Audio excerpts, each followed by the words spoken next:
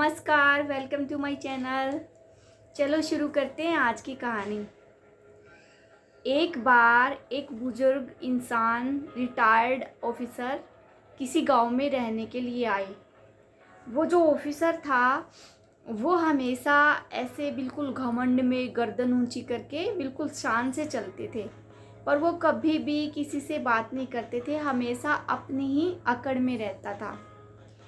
ऐसे आसपास के लोग, सभी बुजुर्ग इंसान भी उनको देखते थे, उनके इस व्यवहार से दुखी थे। तो एक बार वो वैसे ही पार्क में जाते थे हर रोज़ जॉगिंग के लिए। तो एक बुजुर्ग इंसान उनके पास आकर बैठ गया। उन दोनों में गपशप होने लगी। वो कुछ देर तक बातें करते रहे। ऐसे ही 2-3 दिन तक लगातार उनमें बातें होती रही। एक दिन उस रिटायर्ड ऑफिसर ने कहा कि मैं तो ना बहुत बड़ी पद पे से रिटायर हुआ हूँ।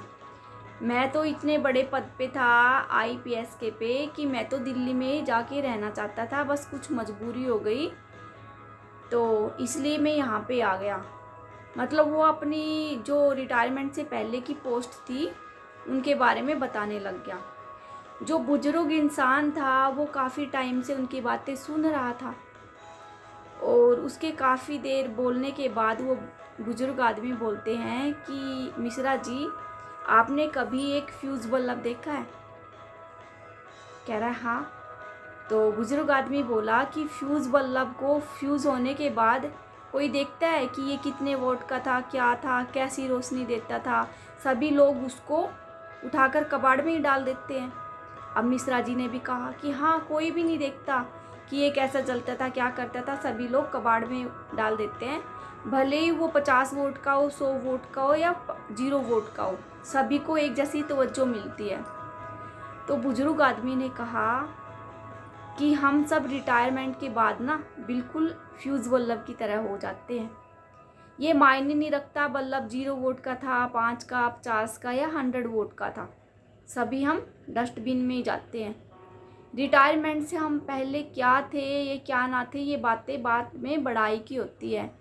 तो बुजुर्ग आदमी ने कहा कि आपको पता है मैं इसरो में चीफ था और जो वो सामने आ रहे हैं गुप्ता जी, वो रेलवे में महाप्रबंधक थे और जो उधर वो बैठे हैं वो आईपीएस थे।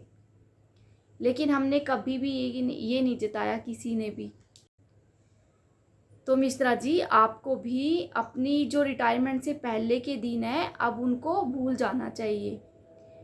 तो मिश्रा जी काफ़ी खामोश हो गए, एकदम से कुछ नहीं बोले। तो इस कहानी से दोस्तों, इस कहानी से हमें क्या सीख मिलती है? इस कहानी से हमें ये सीख मिलती है कि रिटायरमेंट के बाद भी लोग अपने अच्छे दिनों को नहीं भूलते। अपने घर के आगे नेम प्लेट बनवाएंगे, रिटायर्ड आईपीएस, रिटायर्ड जज, रिटायर्ड आईसीएस वगैरह वगैरह। लेकिन वो काम किसी के नहीं आते। जब वो सत्ता में थे, जब वो अपनी पोस्ट पे थे, तो अपनी कलम से वो किसी भी लोगों का भला नहीं करते हैं। और जैसे ही रिटायर्ड होते हैं फिर उनको समाज की टेंशन होने लगती है। उससे पहले वो कभी किसी का भला नहीं करते। रिटायरमेंट के बाद आपको कोई याद नहीं रखता कि आप किस पोस्ट पे थे। आपको सिर्फ याद ये रखते हैं लोग कि उस पोस्ट पे रहते रहते आपने कितने लोगों की भलाई की, क्या क्या समाज के बारे में सोचा, आप इंसान कैसे थे। रिटायरमेंट के बाद सिर्फ लोग आपको इतना याद रखते हैं। कभी भी आपको अपनी सत्ता में रहते हुए, अपनी पोस्ट पे रहते हुए कोई भी घमंड, कोई भी अकड़ आपके मन में आए तो ये बात याद रखना, आपको भी एक फ्यूज़ बल्ब की तरह, उस बल्ब की तरह फ्यूज़ होना है। तो अपनी कलम से, अपनी पोस्ट पे रहते हुए, अपनी कलम से, अपनी ताकत से, अपनी पावर से जितने लोगों का भला कर सकते हैं, समाज का भला कर सकते हैं, आप भला करिए। तभी समाज आपको एक अच्छे इंसान के रूप में पहचानेगा। रिटायरमेंट के बाद भी इंसान आपकी उसी छवि को याद रखेगा।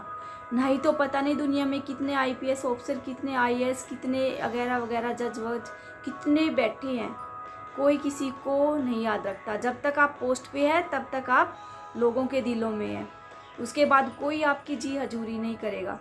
इसलिए अपनी पोस्ट पे रहते हुए लोगों की भलाई कीजिए, उनके दुख दर्द तकलीफ़ को समझिए। तो मेरी आपसे बस इतनी गुजारिश थी। इसी के साथ मैं आपसे विदा लेती हूँ। कल फिर मिलेंगे एक नई कहानी के साथ। तब तक के लिए नमस्कार।